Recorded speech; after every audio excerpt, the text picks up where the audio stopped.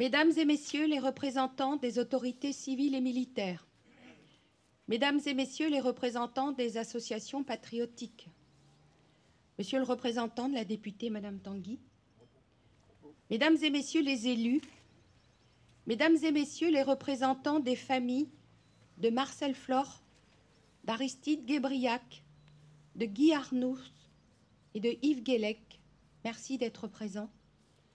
Mesdames et Messieurs, après avoir célébré les 80 ans de la libération de Douarnenez en août dernier, c'est aujourd'hui les 80 ans de la libération de la France que nous célébrons en ce 8 mai 2025. 80 ans. Cela peut paraître lointain. C'était le siècle dernier. Et aujourd'hui, les derniers témoins de cette époque disparaissent peu à peu. C'est à nous et aux générations futures qu'il incombe de maintenir vivante la mémoire de cette époque. Il est essentiel de se rappeler pourquoi nous célébrons ce 8 mai. Notre pays a traversé 5 ans de souffrance et d'horreur. Il a été envahi par les armées nazies qui ont, pendant tout ce temps, terrorisé notre population. Dans un premier temps, nos soldats ont été vaincus et pour beaucoup, déportés en Allemagne ou contraints au travail forcé. Toute la population française a été asservie sous le joug du fascisme. Heureusement, malgré cette domination, de plus en plus de nos concitoyens n'ont pas accepté cet asservissement. Ils ont répondu à l'appel du général de Gaulle en 1940 et se sont révoltés pour résister. Ils ont formé ainsi les forces françaises libres et fin 1941, les francs-tireurs et partisans se sont organisés.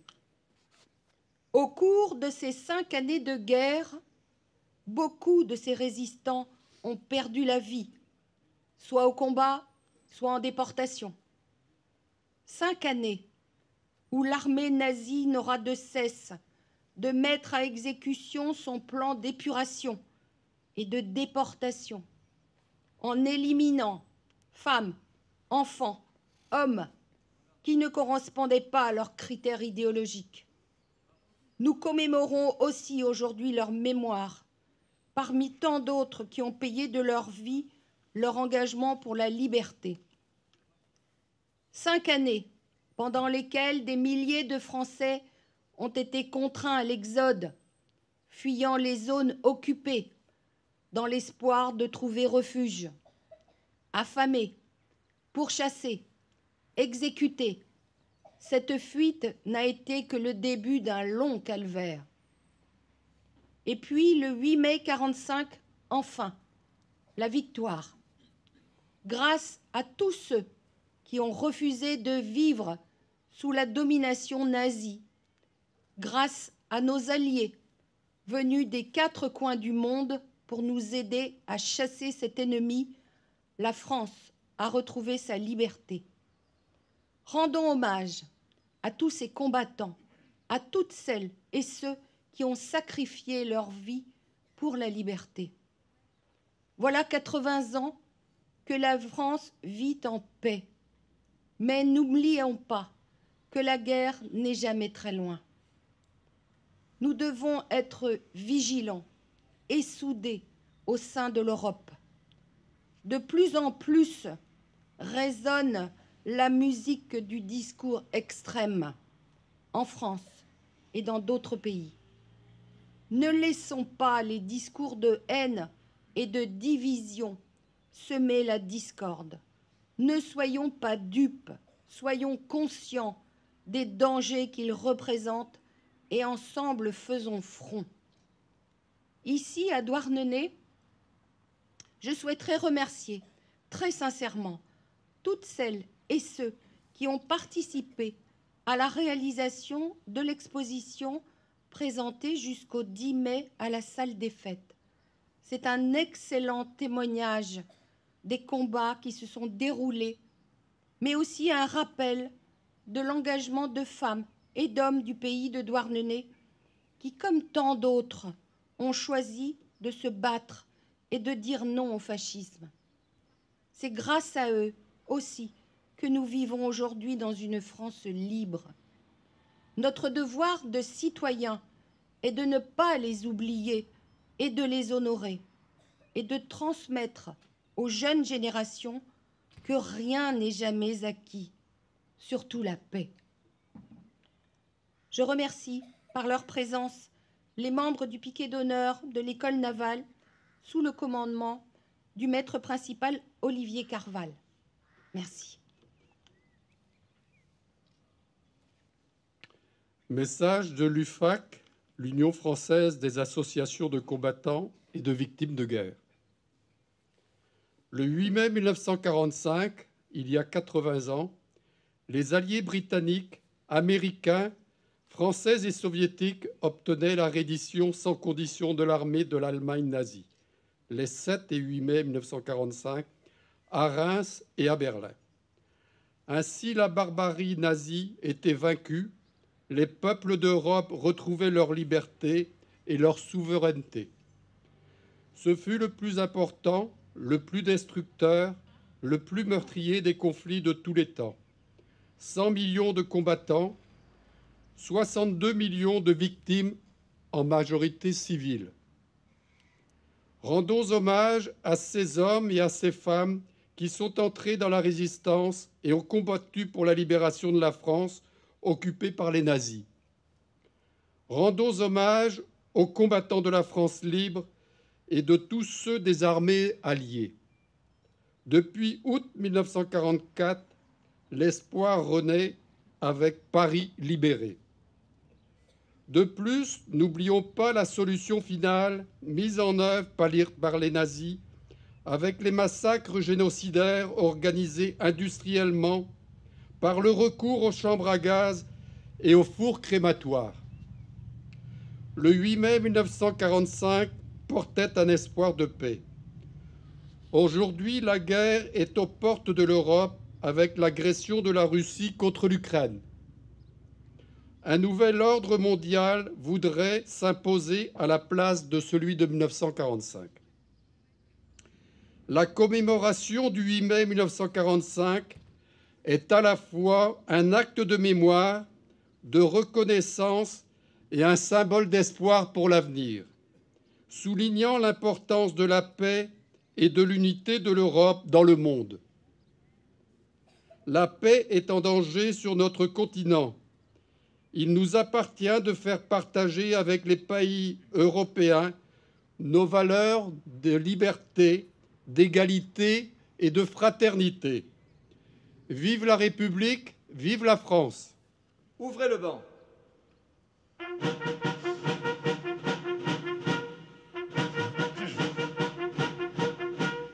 Discours radiodiffusé de la déclaration du général de Gaulle en date du 8 mai 1945. La guerre est gagnée. Voici la victoire. C'est la victoire des Nations Unies et c'est la victoire de la France. L'ennemi allemand vient de capituler devant les armées alliées de l'Ouest et de l'Est. Le commandement français était présent et parti à l'acte de capitulation. Dans l'état de désorganisation où se trouvent les pouvoirs publics et le commandement militaire allemand, il est possible que certains groupes ennemis veuillent, ça et là, prolonger pour leur propre compte une résistance sans issue. Mais l'Allemagne est abattue et elle a signé son désastre.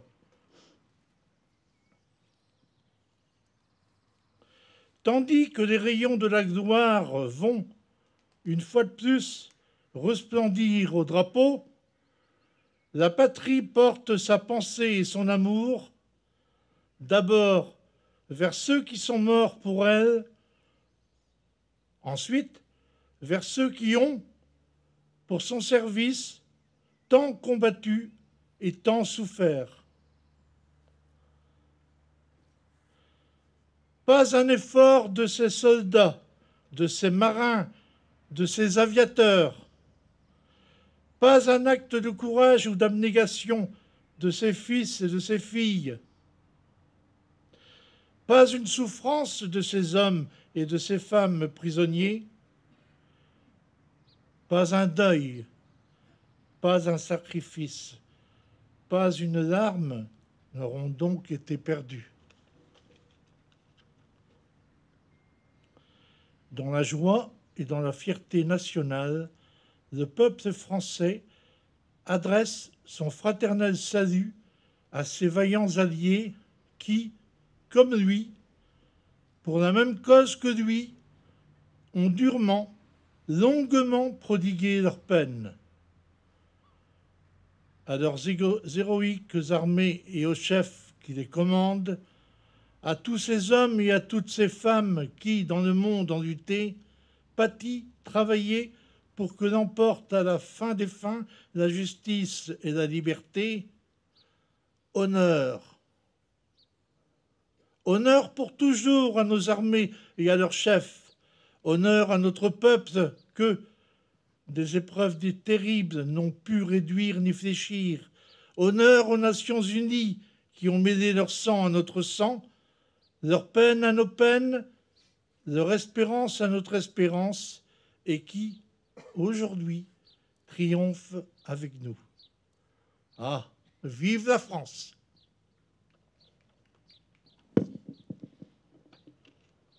Ordre du jour numéro 9. Officiers, sous-officiers, caporaux et soldats de la première armée française, le jour de la victoire est arrivé. À Berlin, j'ai la fierté de signer au nom de la France, en votre nom, l'acte solennel de la capitulation de l'Allemagne. Digne de la confiance de notre chef suprême, le général de Gaulle, libérateur de notre pays, vous avez, par vos efforts, votre ferveur, votre héroïsme, rendu à la patrie son rang et sa grandeur. Fraternellement, unis aux soldats de la résistance, côte à côte, avec nos camarades alliés, vous avez taillé en pièces l'ennemi, partout où vous l'avez rencontré. Vos drapeaux flottent au cœur de l'Allemagne, vos victoires marquent les étapes de la résurrection française. De toute mon âme, je vous dis ma gratitude. Vous avez droit à la fierté de vous-même quant à celle de vos exploits. Gardions pieusement la mémoire de nos morts, généreux compagnons tombés au champ d'honneur. Ils ont rejoint dans le sacrifice et la gloire pour la rédemption de la France, et nos fusillés et nos martyrs. Célébrons votre victoire, victoire de mai, victoire radieuse de printemps, qui redonne à la France la jeunesse, la force et l'espoir. Soldats vainqueurs, vos enfants apprendront la nouvelle épopée que vous doit la patrie.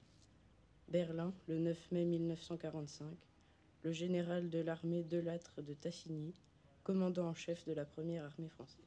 Message de M. Sébastien Lecornu, ministre des Armées, et de Mme Patricia Miral, ministre déléguée auprès du ministre des Armées, chargé de la mémoire et des anciens combattants, à l'occasion du 80e anniversaire de la victoire du 8 mai 1945.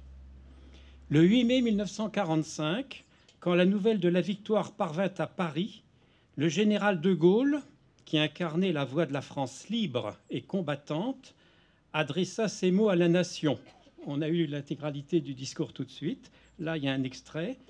Tandis que les rayons de la gloire font une fois de plus resplendir nos drapeaux, la patrie porte sa pensée et son amour, d'abord vers ceux qui sont morts pour elle, ensuite vers ceux qui ont, pour son service, tant combattu et tant souffert. Pas un effort de ces soldats, de ces marins, de ces aviateurs, pas un acte de courage ou d'abnégation de ces fils et de ces filles, pas une souffrance de ces hommes et de ces femmes prisonniers, pas un deuil, Pas un sacrifice, pas une larme n'auront donc été perdus. » Fin de citation. Le sacrifice pour la victoire a été immense, aux soldats morts, blessés, prisonniers, aux résistants foudroyés ou torturés, s'ajoutaient les civils assassinés et déportés, en particulier les Juifs morts dans la Shoah, ainsi que les champs de ruines laissés par les durs combats de la libération. La France était meurtrie, mais un peuple entier avait survécu à l'une des pires épreuves de son histoire grâce au soutien de ses alliés. Le 8 mai 1945, à l'heure de la capitulation allemande, qui allait bientôt être celle de la découverte de l'ampleur des crimes nazis, l'heure était aussi déjà à la reconstruction pour que jamais ne se reproduisent les erreurs de 1940 et pour que la France renoue avec sa grandeur. C'est dans l'épreuve que se forgent les grandes nations, et le 8 mai 1945, la France décidait de se choisir un grand destin. Dans l'effervescence de la victoire, et pour faire écho aux immenses sacrifices consentis pendant les années de guerre, les Françaises et les Français reprenaient confiance en eux-mêmes. Ils choisissaient de redonner au pays son indépendance, sa puissance et sa prospérité, dans un monde où tous les équilibres se redessinaient autour de deux grandes puissances. Cette ambition a permis de construire un modèle français qui fait notre grandeur et notre fierté dans les domaines militaires, sociaux, scientifiques, industriels, économiques et culturels. Aujourd'hui, nous jouissons encore de cet héritage de la libération, des choix courageux de nos grands anciens. Par-delà les clivages, ils ont su porter le pays vers le meilleur de lui-même.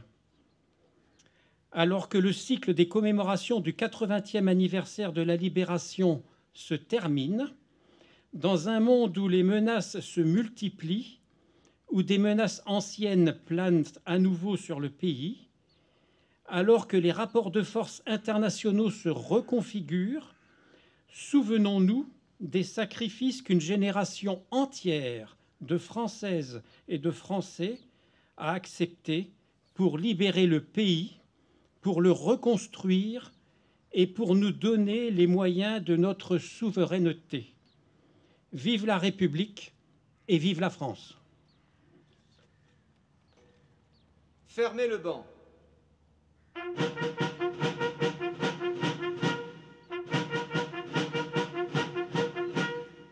En repos.